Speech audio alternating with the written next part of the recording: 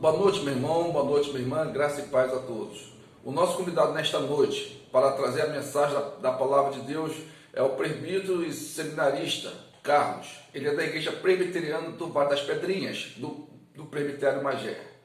Nós queremos orar nesta noite para que Deus use o teu servo e orar para que o Senhor Jesus Cristo ilumine, Pai, e nos dê entendimento e revela a tua palavra para mim e para você nesta noite. Vamos orar?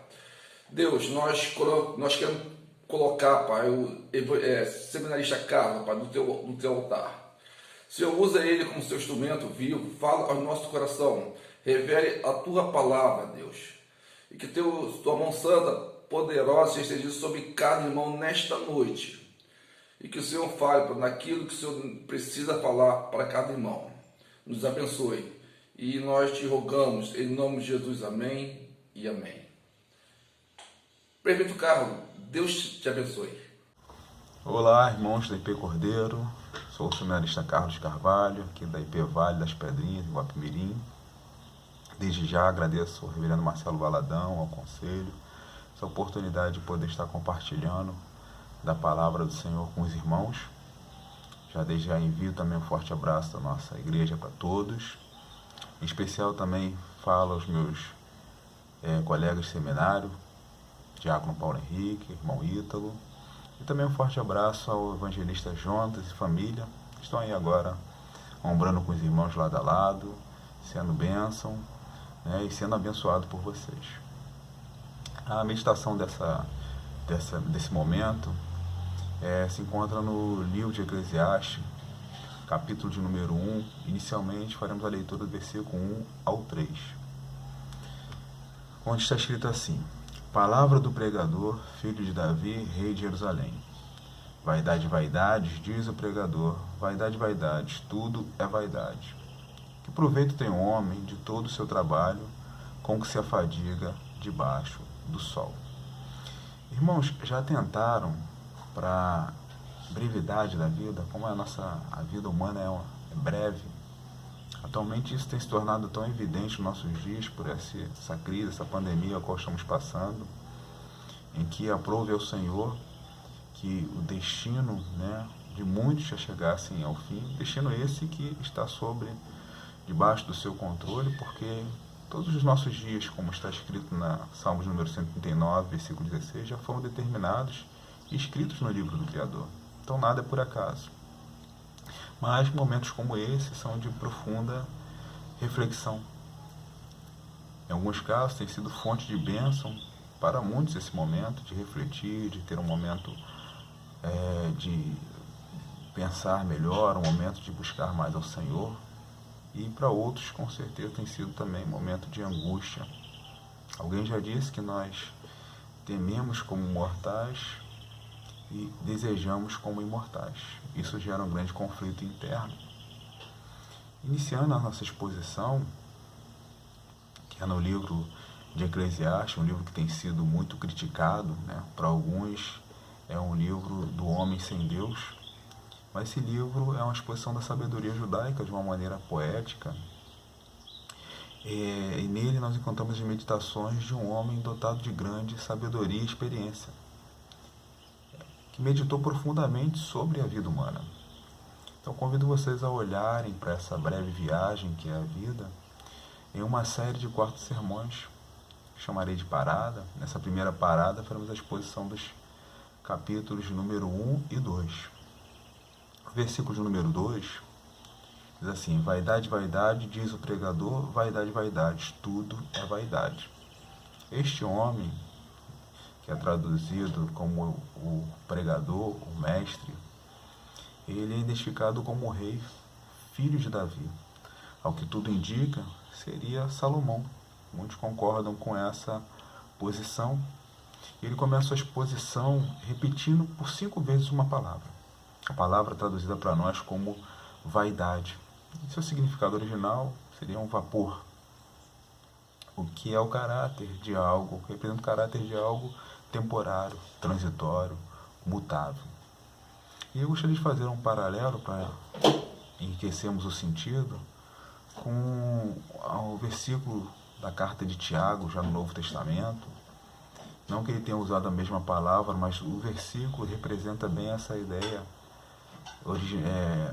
sentido pretendido pelo autor de Eclesiastes, onde ele expressa assim no versículo 14, capítulo 4, 14 de Tiago: Vós não sabeis o que sucederá amanhã.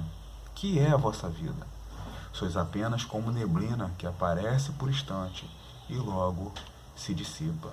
Nesse trecho de Tiago encontramos um sentido pretendido pelo autor de Eclesiastes. É a vida que aparece, mas daqui a pouco já se dissipa, já se vai.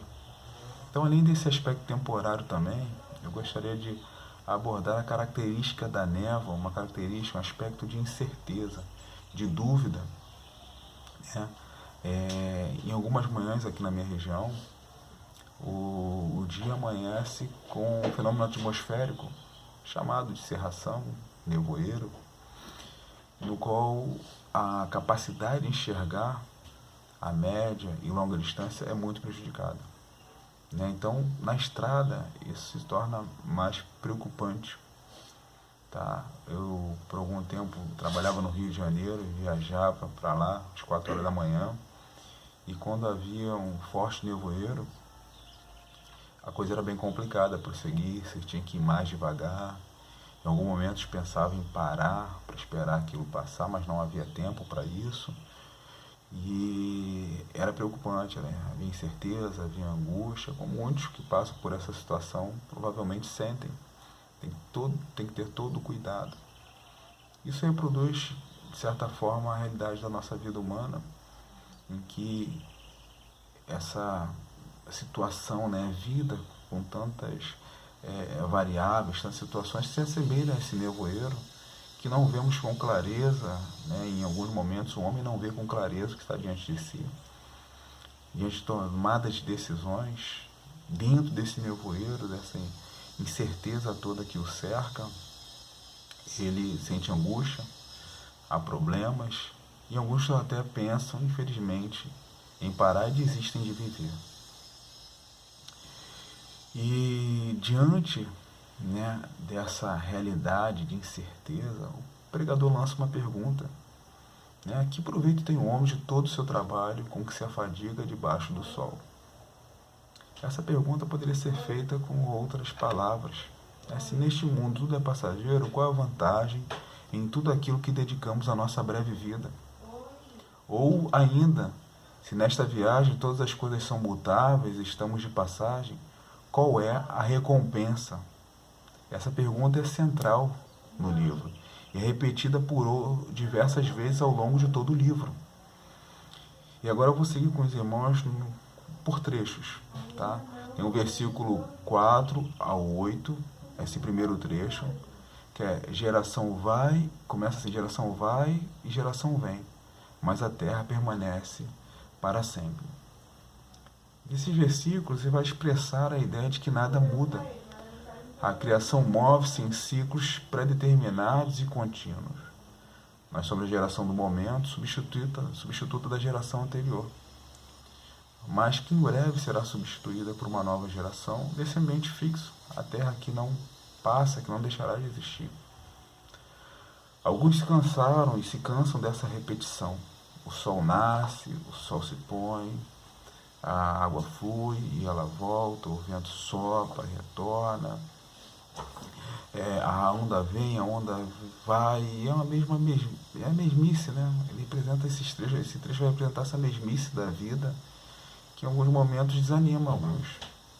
E justamente porque, como ele vai dizer no versículo 9, que é o início de um novo trecho, no finalzinho, ele declara: diante disso não há nada novo. Ele dá mais ênfase a essa ideia: não há nada novo debaixo do sol. Ele usa pela primeira vez a expressão debaixo do sol, que é uma expressão que vai aparecer por diversas vezes ao longo do livro. Essa expressão debaixo do sol ou debaixo do céu representa a realidade, a vivência humana nesse mundo. Então a sua visão, o corte que ele faz para analisar, para meditar, é tão somente a vida humana sem pensar no nível espiritual, mas tão somente material, terreno. E diante desse ciclo repetitivo, certamente há um anseio de fugir dessa prisão terrena, ainda que não seja de uma maneira física. Busca-se outras fugas, às vezes sem mesmo ter ideia ou consciência disso. Há uma busca implacável pelo novo. As novas tecnologias, novos relacionamentos, novos vícios, que na verdade são apenas mais do mesmo em nova embalagem. Muda-se a forma, mas a essência das coisas continua a mesma. Como o pregador diz, não há nada novo debaixo do sol. Por conta das novas embalagens que maqueiam o passado, tudo parece novo e moderno. Desta forma, não lembramos do que passou, portanto não aprendemos com o erro da geração anterior.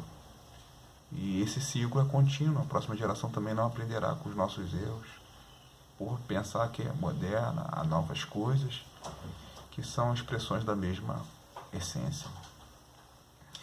E ele segue, e agora o trecho do versículo 13 a 18, que inicia-se: apliquei o coração a esquadrinhar e informar-me com sabedoria de tudo quanto sucede debaixo do céu. Este enfadonho trabalho pôs Deus aos filhos dos homens para nele os afligir. O pregador iniciou uma investigação em busca da resposta para a grande questão, a grande pergunta do livro. Está no versículo número 3, que proveito tem ombros todo o seu trabalho. E não havia ninguém melhor para tal empreendimento, porque Salomão foi dotado. E como a gente encontra as qualidades, como foi essa sabedoria dada por Deus a Salomão, nós encontramos no primeiro livro de Reis, capítulo 4, versículo 29. Não havia ninguém igual a ele que o superasse na sua sabedoria. Mas esse sábio, na busca por compreender o nevoeiro da vida, ele percebe que isso causa grande aflição. E ele diz que essa aflição vem do Senhor. Nós veremos um pouco adiante a razão dessa aflição vir do Senhor. E ele prossegue na sua investigação, ele vê, atentei para todas as obras que se fazem debaixo do sol, e eis que tudo era vaidade e correr atrás do vento. Ou seja, através da sua investigação, ele novamente afirma que tudo que os homens fazem nessa realidade de vivência humana é temporário e passageiro. Mas ele ainda acrescenta uma outra figura, que é o correr atrás do vento. Corre-se, busca, mas não se alcança. Não encontra-se uma satisfação permanente, uma satisfação real naquilo que é feito. E em um próximo versículo, está no versículo 15, aquilo que é torto não se pode direitar, e o que falta não se pode calcular. Aqui eu percebo uma provável referência à queda, que trouxe grande aflição, grande corrupção à criação, mas principalmente ao gênero humano. Toda a insatisfação que o homem tem não vem de fora, mas o problema é interno. O homem quebrou-se por dentro, falta algo, há um anseio por estar completo. E isso é bem complicado, isso causa realmente muita angústia, muitas buscas desenfreadas, caminhos que parecem ser caminhos bons, mas levam à morte. Ele prossegue: porque na muita sabedoria há muito enfado, e quem aumenta a ciência aumenta a tristeza. Ou seja, quer dizer que nessa realidade não há solução, que há uma profunda tristeza. Isso pode ser traduzido como: quanto mais o sábio segundo o mundo você for, quanto mais sábio segundo o mundo você for, mais você conhecer, mais você ter ciência, mais preocupações terá, se for sincero no seu exame. Quanto mais você conhecer a realidade humana, mais doloroso será. E ele continua nessa sua investigação, só que agora ele vai de uma maneira prática. Antes era um aspecto teórico, mas agora de uma maneira prática. E aí é uma observação do capítulo 2, do versículo 11 a 23, na qual ele diz: considerei todas as obras que fizeram as minhas mãos, como também o trabalho que eu com fadigas havia feito. E eis que tudo era vaidade e correr atrás do vento, e nenhum proveito havia debaixo do sol. Então agora na sua investigação ele parte para uma experimentação, a prática para descobrir o que seria bom aos filhos de Adão, o homem. E ele procura 3 áreas da realidade humana para experimentar, ele se né, se lança nessa descoberta prática. E não havia ninguém melhor do que ele para isso, né? Além de sabedoria, ele era extremamente rico. Então, num primeiro momento, ele prova a alegria e o prazer da vida no acúmulo de posses, né? Faz casas, faz grandes obras, construções. Isso se assemelha um pouco à realidade daqueles que, nos nossos dias, pensam em encontrar satisfação em bens. Às vezes você ouve falar alguém que anseia e deseja tanto a sua casa na praia, a sua casa no campo, o seu duplex ou qualquer outra bem material, que percebe que a satisfação, a busca de satisfação está naquilo. Ou então nas finanças, na poupança, no seguro, alguma outra coisa. Só que olhando para a experiência do pregador, ele diz que tudo que os olhos dele, que ele colocou os olhos dele, tudo quanto desejaram os seus olhos, ele não negou, não se negou a isso. Ele nem privou o coração de alegria alguma. Ou seja, ele teve uma experiência que nenhum de nós provavelmente talvez tenha. Mas diante disso tudo, ele diz, mas tudo isso é correr atrás do vento. Passageiro, não satisfaz.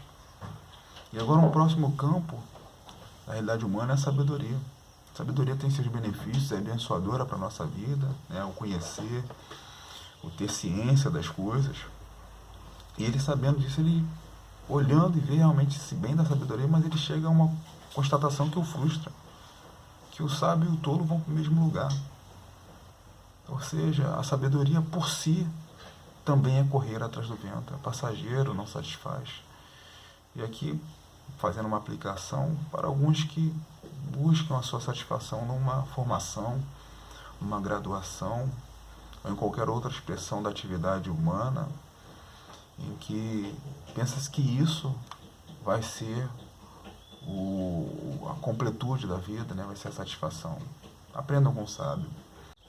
E a próxima área da atividade humana é o trabalho, a vida profissional. A produção de recursos, no fim, se perdem. Ou é transferido para outros, como o próprio Salomão observa na sua reflexão. No trabalho, muitas vezes você é substituído.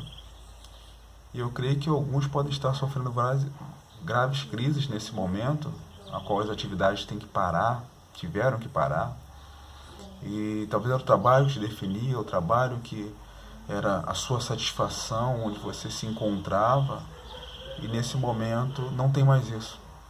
Então há a necessidade de encontrar o real significado da vida, porque essa satisfação encontrada e buscada na vida profissional, ela não satisfaz. Isso também é passageiro. E por fim, assim, fechando essa parte de investigação de Salomão, nós vemos que a vida humana é um circuito fechado. Há rotas internas definidas e constantes, mas não há um novo circuito debaixo do sol. Alguns desvios no caminho adiantam o fim da viagem de muitos que voltam ao pó. E até aqui a gente olha o quadro desolador, né? O pregador, ele reproduz bem a profunda angústia da vivência humana, podendo alguns até se perguntarem, né? Nesse grande nevoeiro de dificuldades e dores, não seria melhor não ter iniciado a viagem? Mas calma, tem esperança, há esperança, não se desespere, não se deprima, porque após a tempestade vem a bonança, né? Sobre uma camurça preta, uma joia brilha com mais intensidade, com mais vivacidade. Todo esse negro quadro, toda essa aflição é uma oportunidade de mostrar o amargor, de buscar a satisfação debaixo do sol e orientar a sua busca acima do sol, como nós veremos adiante, né, nos versículos 24 ao 26, chegando ao fim da nossa meditação. Ele diz: não há nada melhor para o homem do que comer, beber e fazer que a sua alma goze o bem do seu trabalho. No entanto, vi também que isto vem da mão de Deus, pois separado deste, quem pode comer ou quem pode alegrar-se. O pregador chega a esta primeira conclusão. Parece um tanto estranha para nós, um tanto pouco espiritual, muito material, mas precisamos lembrar que Toda sua pesquisa está concentrada debaixo do sol, exclusivamente na realidade humana. Então, desta maneira, conclui-se que nesta breve viagem não há nada melhor a se fazer do que desfrutar a vida reconhecendo como um dom de Deus. Entendo que isso não é um passe livre para chutar o balde, mas uma oportunidade de se posicionar com gratidão, reverência e submissão àquele que é o doador e preservador de todos os benefícios. Isso possibilita uma real satisfação, amados. Sem essa aproximação não é possível ter contentamento, mas na verdade uma grande frustração, pois a parte do Criador, a vida não tem cor e não tem sabor. Precisamos entender que Salomão, embora fosse dotado de grande sabedoria, até aquele momento recebeu a revelação parcial. Expõe apenas uma solução provisória, apenas um feixe de luz dentro desse nevoeiro, que ainda assim é verdade. Não contradizemos essa necessidade de desfrutar, de usufruir deste presente de Deus. Como o apóstolo certa vez escreveu, quer comais, quer bebais, fazeis tudo para a glória de Deus. Se comemos, se bebemos, que seja tudo para a glória de Deus. Essa primeira conclusão do pregador também não traz e não trazia para os seus ouvintes originais uma mudança de situação, mas propõe uma mudança de postura. E agora isso se torna muito maior para nós que temos a revelação completa. Porque agora, para quem brilhou o sol da justiça, todo aquele que crê, esse sol da justiça é Jesus, a revelação do Deus Criador e Provedor. É nesse Jesus, é nele que dissipa toda a névoa. Ele é o sol que dissipa toda a névoa. O caminho dessa viagem, essa breve viagem que é a vida, ele vai brilhando mais e mais, até ser dia perfeito. Nele, amados, as incertezas, dúvidas, angústias vão desaparecendo conforme ele brilha em nosso viver. Essa nossa viagem deixa de ser breve para ser eterna. E ainda nele é onde você encontra o novo tão desejado. Como o apóstolo escreveu, e assim, se alguém está em Cristo, é nova criatura. As coisas antigas já passaram, eis que se fizeram novas. E nele, a restauração. O que estava torto é endireitado. O que faltava passa a existir. Nele temos vida e vida em qualidade, pois agora vivemos acima do sol. Nele temos vida e vida em abundância. E nele encontramos a razão de termos começado a viagem. Aquele que talvez pensou, já estava se deprimindo de pensar que não valia a pena viver, nele você encontra o sentido, nele você encontra a razão de viver. E essa razão é para a glória do nosso Criador. Como uma canção diz, nunca foi sobre nós, é tudo sobre Ele, é tudo para Ele, amados. E por fim, se porventura você que me ouve ainda não crê, minha oração é que a palavra de Deus, semelhante ao princípio, traga ordem ao caos desta vida debaixo do sol, trazendo à existência tudo aquilo que lhe falta, tudo aquilo que é necessário para que você se arrependa e creia. Que seus ouvidos se abram e ouçam a voz do Espírito. Que seus olhos também se abram e possam contemplar o Salvador naquela cruz, tomando sobre si os seus pecados. Isso que lhe traz redenção, isso que lhe traz restauração naquela rude cruz. E que seja salvos para o louvor da graça de Deus. O Senhor nos abençoe, amados. Que talvez aquilo que na minha incapacidade e limitação não foi possível ser dito, creio certamente, confio no poder do Espírito para trazer essa revelação ao teu coração, para aplicar essa palavra de maneira prática, de maneira vívida no seu coração. Assim eu agradeço a oportunidade, deixo-vos um forte abraço, que a paz de Jesus reine nos vossos corações. E uma outra oportunidade, se Deus quiser e assim permitir, estaremos olhando juntos para a próxima parada dessa viagem. Que o Senhor abençoe a tua semana, lhe dê uma semana abençoada, abençoe a sua casa, a sua família. Esses são os desejos, que tudo seja feito em nome de Jesus sobre a tua vida. Amém.